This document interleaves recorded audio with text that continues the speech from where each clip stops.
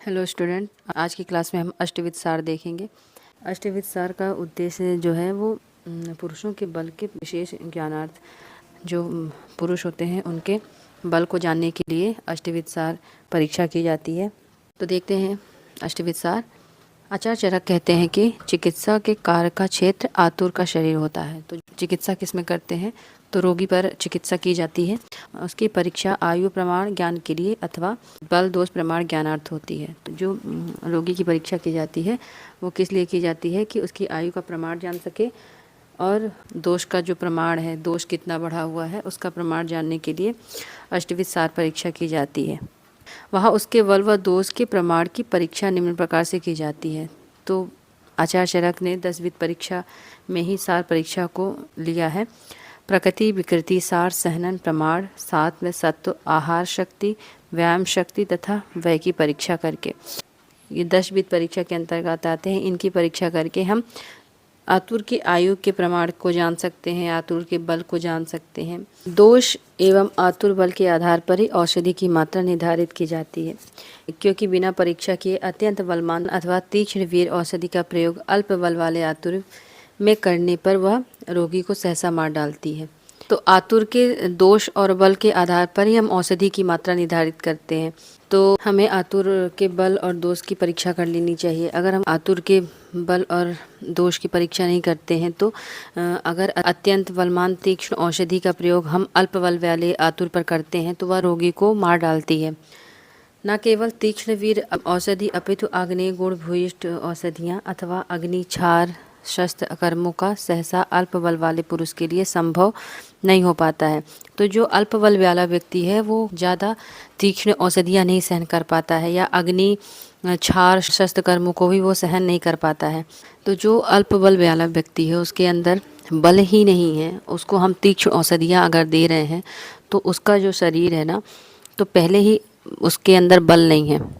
तो उससे क्या है, अगर तीक्ष्ण औषधियाँ क्षार और आग्नेय गुण औषधियाँ अगर उसके अंदर जाती हैं तो वो व्यक्ति के अंदर बल कम होने की वजह से वो मृत्यु को प्राप्त हो जाएगा।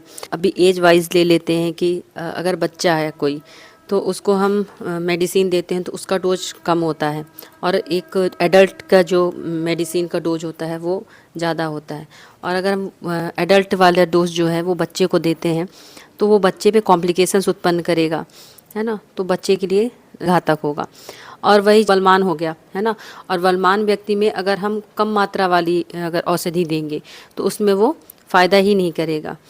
तो हमें इसीलिए रोगी को देखकर, रोगी की एज देखकर रोगी को देखना है कि वो अल्प बल वाला है या बलवान है, तो उसके अकॉर्डिंग ही हमको औषधियाँ उसको देना है।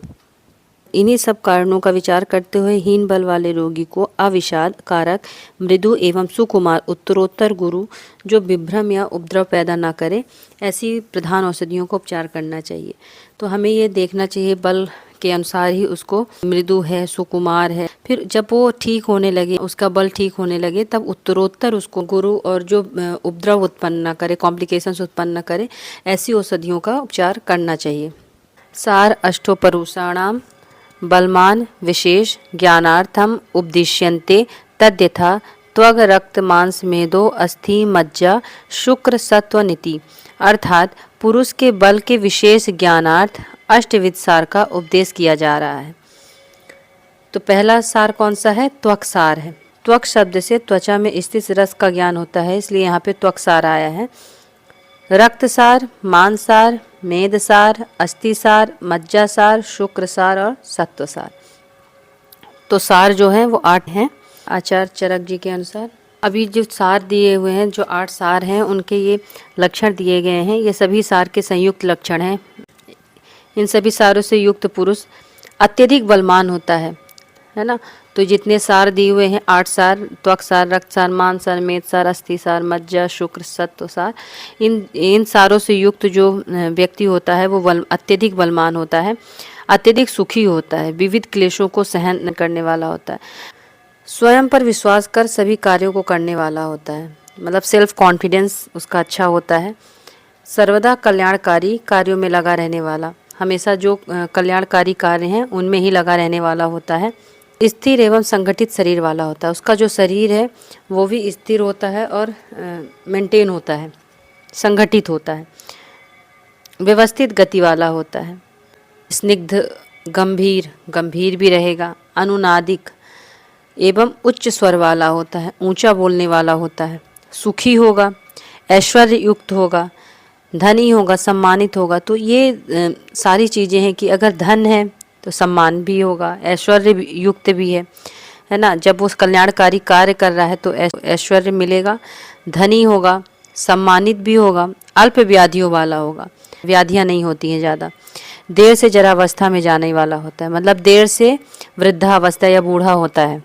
प्रायः तुल्य गुणी संतानों वाला होता है, प्रायः इन्हीं जितने गुण बताए हैं उन्हीं गुणों वाला संतान भी होता है उनको। दीर्घ जीवन व्यतीत करता है, जरावस्था लेट से आती है तो का जो जीवन है वो दीर्घ है तो लॉन्ग लाइफ रहती है। इन गुणों में ये सारे गुण अगर मिल गए तो श्रेष्ठ होता है। कुछ गुण पाए गए, कुछ गुण नहीं, तो वो मध्यसार पुरुष कहलाता है। उपयुक्त इन गुणों के विपरीत जो गुण पाए जाते हैं वो पुरुष सारहीन पुरुष कहलाता है। आचार्य सुश्रुत जी के अनुसार येषां पूर्वम पूर्वम प्रधानम आयु सौभाग्य आज्ञो रीति, अर्थात पूर्व पूर्व सार आयु और सौभाग्य की दृष्टि से प्रधान है। त्वक सार है, उसके बाद उससे ज़्यादा प्रधान है रक्त सार पुरुष है, फिर उससे ज़्यादा मांस सार पुरुष है, फिर मेद सार। तो ऐसे सार आयु और सौभाग्य की दृष्टि से प्रधान है। सुश्रुत जी ने सर्वप्रथम सत्वसार पुरुष के लक्षण बताए हैं, उसके पश्चात शुक्रसार और फिर मज्जासार, अस्थिसार, मेदसार, रक्तसार और अंत में त्वकसार पुरुष के लक्षण बताए हैं। जैसे हमने अभी चरक जी का पढ़ा तो त्वकसार से स्टार्ट किया, सत्वसार में ख़त्म किया, और सुश्रुत जी सत्वसार से स्टार्ट करते हैं तो त्वकसार में जाकर रुकते हैं। उसके पश्चात शुक्रसार के लक्षण बताए हैं, फिर मज्जासार, फिर अस्थि, फिर मेदसार, फिर मांसार, रक्तसार, अंत में त्वकसार पुरुष के लक्षण बताए हैं। इसलिए त्वकसार से रक्तसार, रक्तसार से मांसार, इसी प्रकार सत्वसार पुरुष आयु और सौभाग्य की दृष्टि से सर्वोत्तम होता है। तो सर्वोत्तम कौन सा है? सत्वसार जो है वो आयु और सौभाग्य की दृष्टि से सर्वोत्तम माना गया है। सार परीक्षा की उपयोगिता। पुष्ट शरीर को देखकर रोगी बलवान है, यह ज्ञान होता है, और कृष शरीर को देखकर अल्प बल का ज्ञान होता है। हेल्दी बॉडी देखकर हम ये देख लें कि रोगी जो है वो बलवान है, और अगर दुबला पतला रोगी आता है तो अल्प बल वाला रोगी है।